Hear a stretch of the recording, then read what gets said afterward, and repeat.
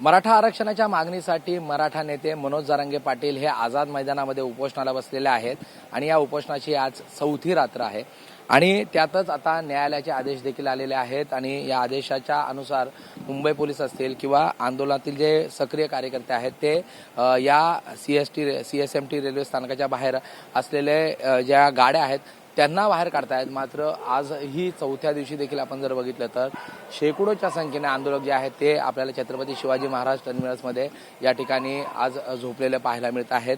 एकूणच जर मुंबई मध्ये बघितलं तर मोठ्या संख्येने आंदोलक जे आहेत ते मुंबईच्या परिसरामध्ये आपल्याला पाहायला मिळत आहेत आणि आज 4थ्या दिवशी देखील आपण जर बघितलं तर मोठ्या संख्येने आंदोलक हे मुंबईमध्ये येताना पाहायला मिळत आहेत। बाहेर मुंबई पोलिसांनी वाहनं जी आहेत ती इथून वाशीला नेण्यासाठी सांगितले गेलेले आहे। तिथे APMC मार्केटमध्ये जे आहेत ती वाहनं लावायला सांगितलेली आहेत।